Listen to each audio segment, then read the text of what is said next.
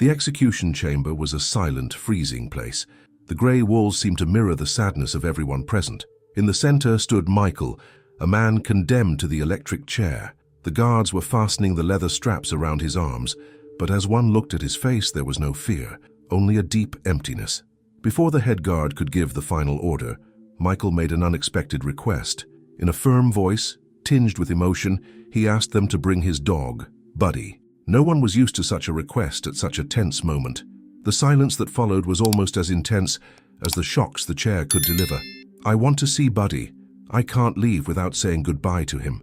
Those words cut through the air, making the atmosphere even heavier. Even those who were used to that environment didn't know what to do. Some of the guards looked at each other, unsure if they should grant the request. The prison warden hesitated. After all, no condemned inmate had ever asked to see his dog again. However, there was something in Michael's gaze that no one could ignore. He didn't seem to fear death. What truly tormented him was the prospect of never seeing that dog who had been with him through all of life's difficulties. The chair was ready, the execution was scheduled, but his heart only asked for one last moment with his best friend. That scene made even the hardest men reflect. The cold room, lit by old flickering bulbs, became the stage for a rare moment of humanity. While the chaplain tried to comfort Michael, the guards waited for a decision. Everyone knew that a condemned man had certain rights in his final moments, but bringing a dog into that place seemed far outside any protocol. Finally, someone decided to act. The warden nodded in approval, and one of the guards hurried out to find Buddy. In that brief interval, the silence became even more intense. Michael closed his eyes for a few seconds, perhaps thinking about everything he had lived, or maybe about all he had lost. Before all the tragedy, the farm was a place full of life and laughter. Michael, the caretaker, lived in a simple wooden cabin near a small river. There, he lived peacefully alongside his faithful dog, Buddy. Every morning, Michael would wake up early to care for the animals and crops. He loved the smell of wet earth and the sound of birds as Buddy happily ran through the fields. The farm belonged to Henry, a man with an easy smile who adored his 10-year-old daughter, Emily. She was the greatest joy of the place. She ran from one side to the other, asking questions and inventing games that even made the most reserved workers laugh. Buddy, always by her side, barked as if answering every story Emily made up. It was common to see them playing hide-and-seek near the barn, or running through the orchard chasing butterflies. One day, everything changed abruptly. Emily disappeared without a trace. Early in the morning, Henry and the other workers realized she hadn't come for breakfast. Henry's heart raced. The entire farm mobilized to search for Emily. They combed every corner, every pasture, every shed, but she was nowhere to be found. Worry took hold of everyone, especially Michael, who felt very close to the girl. The police were called and the searches continued for days. At first, no one suspected Michael. He was an honest man, known for helping Emily with her homework and teaching Buddy tricks to make her smile. But shortly thereafter, the police found something that seemed to change the entire story. In Michael's cabin, they discovered items that belonged to Emily. Worse still, there were bloodstains on one of her dresses and on the small teddy bear she always carried. The news spread quickly, and all eyes turned to Michael. Even though he begged for an explanation and swore he would never harm the girl, few people paid attention to his words. It was as if everyone suddenly decided he was guilty. Michael was overwhelmed by despair when the police took him away, while Buddy, confused, tried to follow him, not understanding why his owner was being dragged off like that. And so, the peaceful life on the farm turned into a nightmare. Without Emily, joy vanished. And with Michael wrongfully accused, it seemed that the once lively place was overtaken by fear and sadness. When news of Emily's disappearance and the evidence found in Michael's cabin spread, the whole region was shocked. The sadness over the girl's disappearance mixed with anger toward the accused man. Michael pleaded for people to listen to him. He told everyone he had nothing to do with Emily's disappearance and would never hurt the child he loved as if she were his niece. But his words fell on deaf ears. The trial happened quickly due to immense public pressure. The community wanted answers and saw Michael as the perfect culprit. Emily's parents, Henry and his wife, were so devastated by grief that they could barely think straight. They saw the bloodstains on her dress, the torn teddy bear, and could only imagine the worst. The prosecutor relentlessly repeated the accusations, showing every piece of evidence found in Michael's cabin. Meanwhile, the defense lawyer, visibly insecure, failed to offer convincing explanations. Each passing day, public opinion only intensified Michael's guilt in the eyes of the jurors. Witnesses who had previously praised him as a good worker began to fear him. Thus, even without Emily's body being found, the verdict was declared guilty. Amid both cheers and outrage, the judge sentenced Michael to death by electric chair. As he was taken away, protesting his innocence, Buddy wandered around the farm, restless. The dog sniffed corners and sheds, as if trying to pick up Emily's scent. He couldn't understand why his owner was no longer there. Everything had changed. The girl's laughter was gone, and so was Michael's smile. The fields that once echoed with playful voices now seemed sad and empty. Time passed, and Michael continued to deny the crime from his cell, awaiting the day of his execution.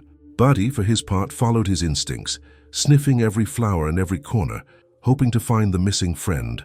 For the townspeople, he was nothing more than a confused dog. But deep down, anyone still paying attention could see that Buddy hadn't given up on finding the truth, even if no one could understand what he was trying to say.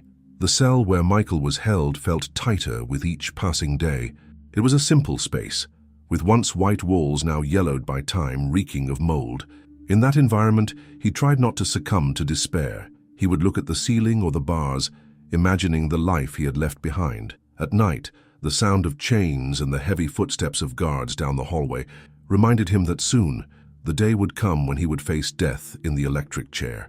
As the weeks went by, a single thought kept him somewhat hopeful: his dog, Buddy. He remembered how Buddy ran happily through the farm fields, always barking whenever he found something new to smell. He also remembered how Buddy would curl up at the foot of his bed in the cabin, listening to every word he said. Michael had never felt more alone than he did then. He loved Emily as if she were his niece and felt her disappearance deeply, but he knew that inside the prison walls, his only real link to any form of comfort was the memory of Buddy.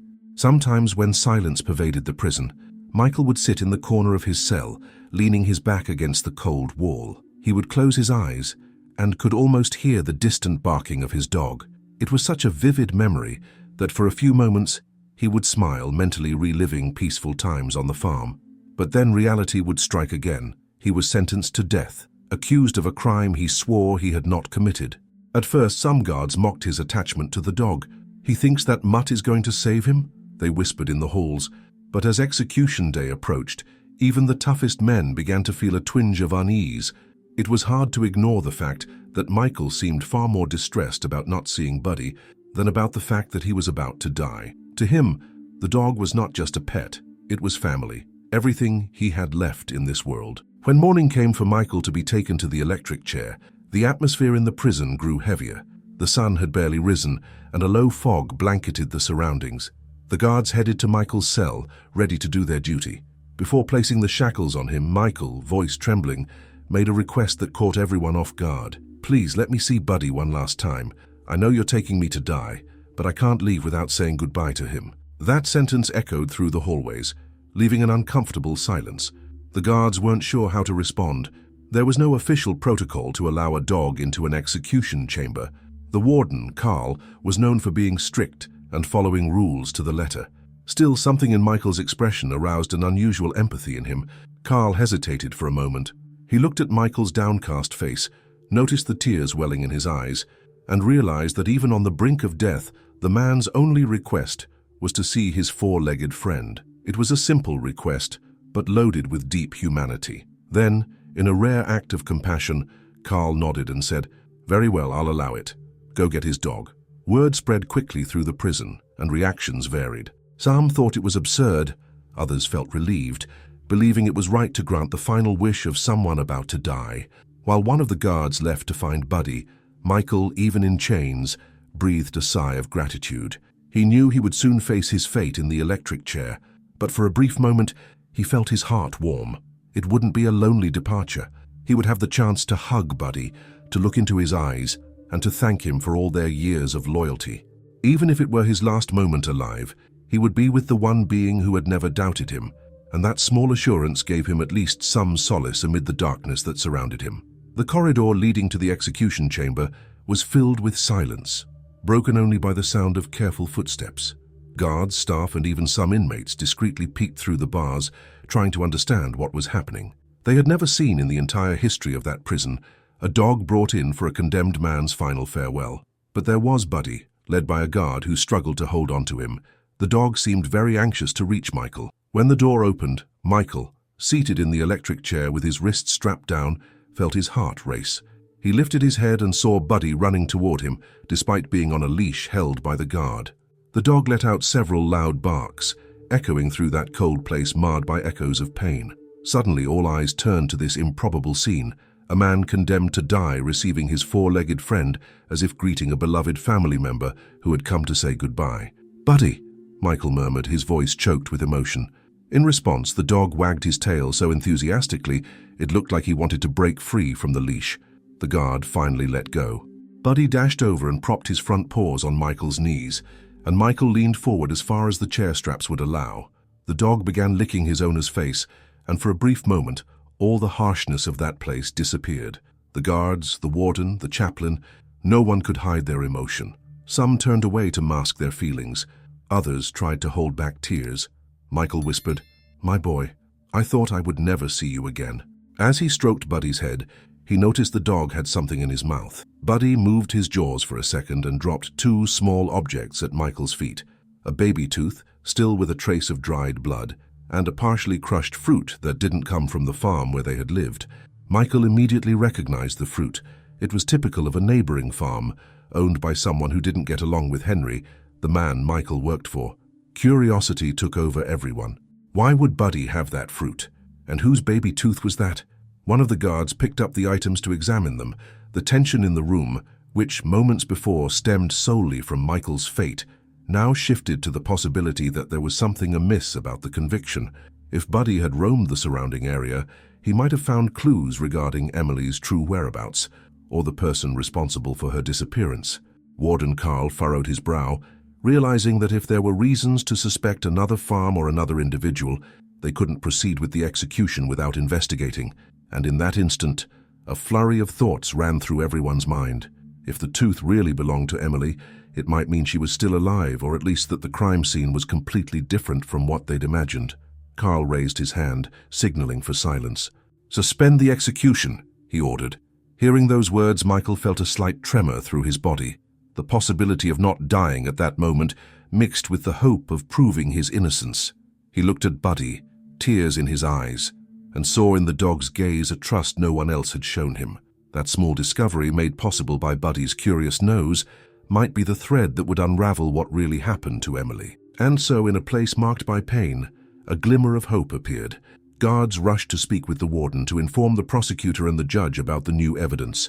Some inmates started yelling, asking what was going on, while others just clutched the bars, hoping the truth would come to light. Still strapped to the electric chair, Michael no longer felt so powerless, his heart lit by a new spark. Perhaps the innocence he had so desperately proclaimed would finally be recognized, all thanks to the loyalty of his best friend. When the police finally left the prison, taking Buddy in the back of a patrol car, a sense of anticipation settled over everyone following the case. Michael's execution had been halted at the last second, thanks to the two objects Buddy had dropped in the execution chamber, a baby tooth and a fruit typical of another region, not part of Henry's farm. These small clues, seemingly trivial at first glance, were enough to raise doubts no one had had before. Maybe Michael wasn't guilty after all. Buddy seemed to know exactly what to do.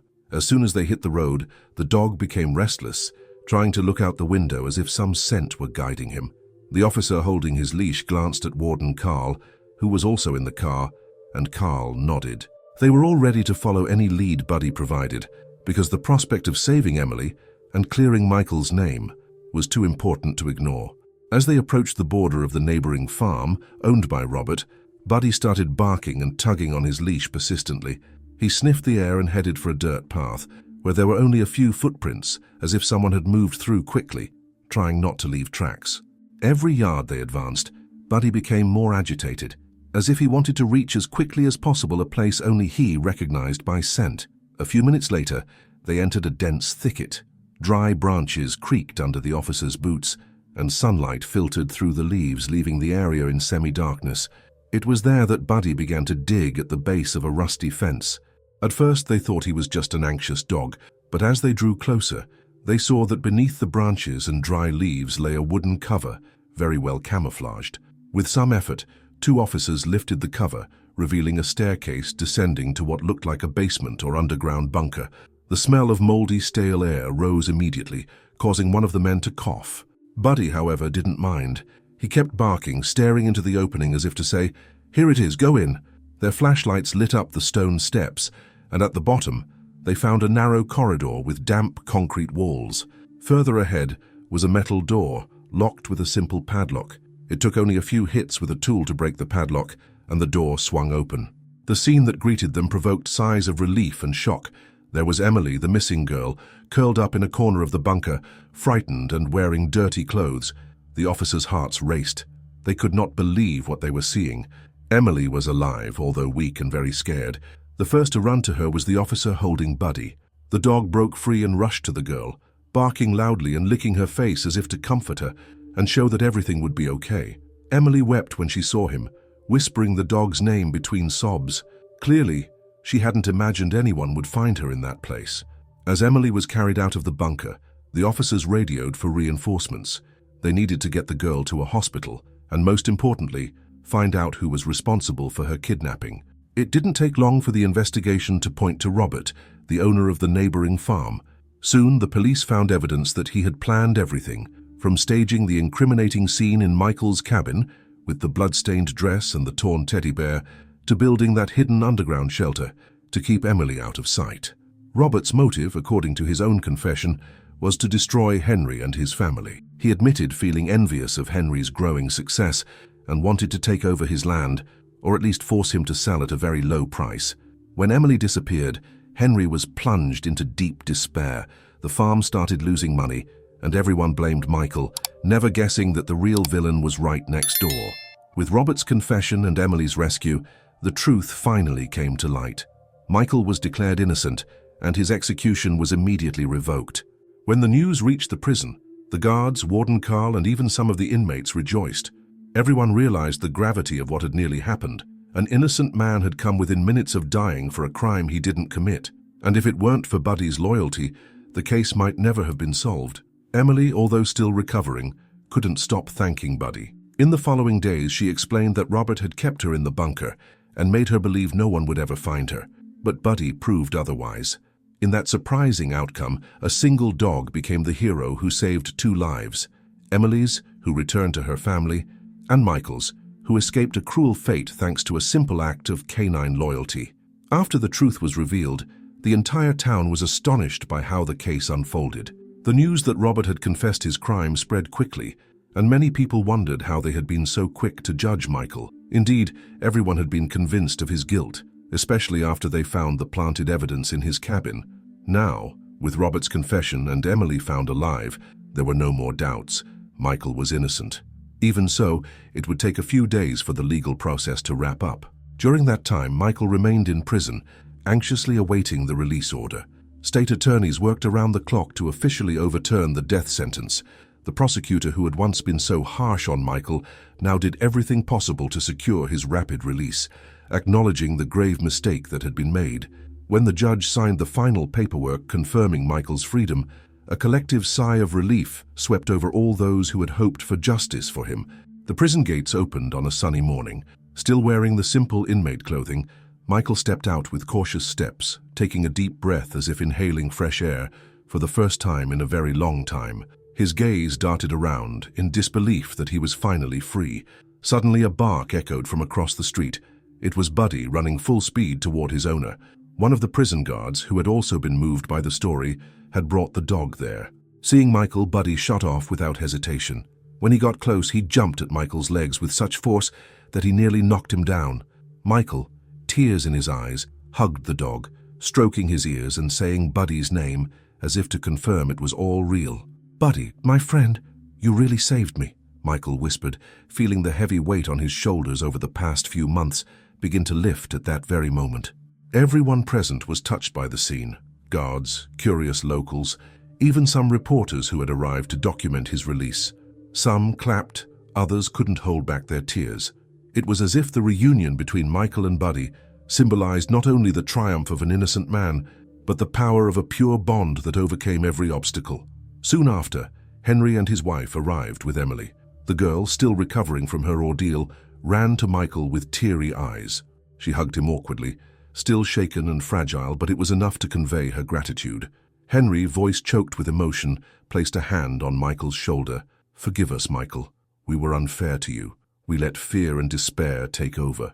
Henry's wife wept softly, and Emily held Michael's hand as if afraid to lose sight of him again. Around them, other townspeople approached to apologize. Farm workers who once whispered, "He must be guilty," now admitted their mistake. The local pastor, who had preached about Emily's disappearance, publicly asked for forgiveness, saying everyone needed to learn not to judge so quickly. Michael listened to each word, his heart in turmoil. He didn't want to harbor resentment. He felt only relief at being free and gratitude that Emily was safe. Then, in a gesture of compassion revealing his true nature, Michael said, "I appreciate your concern. I understand it was a very difficult situation for everyone. The most important thing is that the truth came out and Emily is okay." At that moment, Buddy jumped toward Emily, as if wanting to greet her too. The girl laughed, still somewhat timid, and petted the dog. It was a moment of unity, proving that this story could indeed have a happy new beginning.